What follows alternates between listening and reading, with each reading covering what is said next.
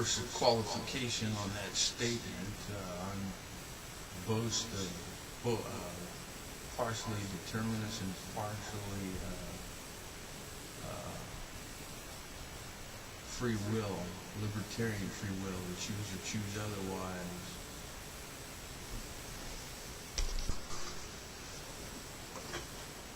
And so, Richard Dawkins and many other people that hold to this kind of theory is patently wrong and false. A man thinking he's in his own mind, that his thinking and his ways are more fair and just, but in reality he is a person of injustice, unfair, and so forth. And God being fair and just, everyone gets what's coming to them, the good, the bad, the ugly. And the reason why these people like this resort to stereotypical or sterile stigmatizing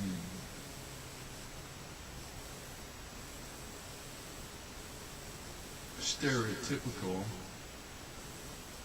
in their communications and so forth is because they know that their theory is on thin ice, that their theory is falling apart, and they don't want to acknowledge that, because to acknowledge that is to acknowledge that there is a God, and every human being has the conscience of God in them, although barely some people that conscience that we can barely respond to the light of conscience and the light of creation and the light of special revelation, but they know that there is a God deep down inside themselves, but they don't want to acknowledge that, because to acknowledge that the theory is falling apart, is to acknowledge there is a God, and then that means that they got to be held accountable for their actions, and they don't want to allow that.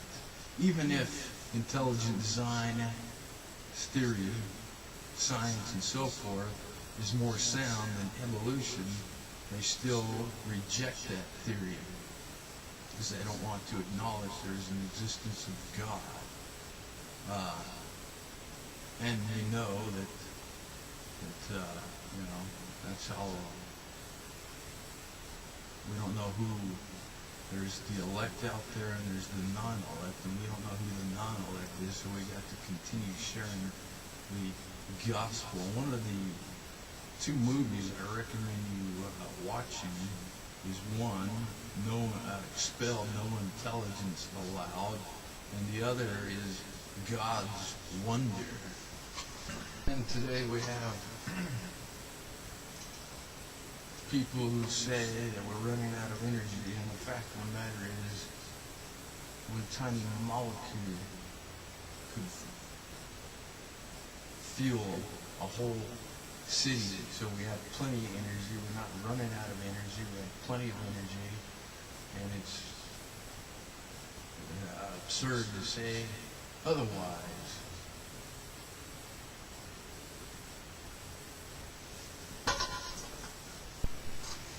How should Christians think about global warming? Global warming is hot. It's hot. This U.S. Today and encounters a full page and began as following: rising temperatures, disastrous drought, melting glaciers and polar ice sheets, polar bears heated to extinction. The climate crisis isn't on the way. It's here. CNN founder Ted Turner is similarly is pragmatic.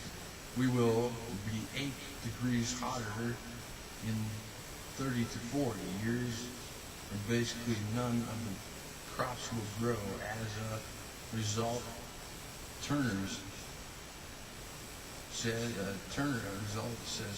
most of the people will have died, and the rest of us will be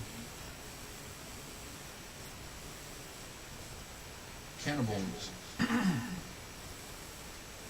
Former Vice President Al Gore is equally empathetic. In his view, global warming is the single greatest threat facing our planet. Ellen Goodman of the Boston Globe puts a warning on a par with Holocaust, and a prominent Baptist pastor, Oliver Buzz Thomas, has gone so far as to cast aside spiritual leaders for failing to urge followers to have smaller families in light of the global catastrophe, says Thomas, we must stop having so many children. Clergy should consider voicing the difficult truth that having more than 2 children during such a time is selfish, dare we say sinful, as global warming rhetoric continues to boil over. What is a Christian to do? First, as Dr. J. Richards, who holds a PhD in philosophy and theology, points out, we should learn to ask the right questions and ask them in the right order. Our initial question should be, is global warming a reality? The answer is qualified yes. If we appropriate, accurate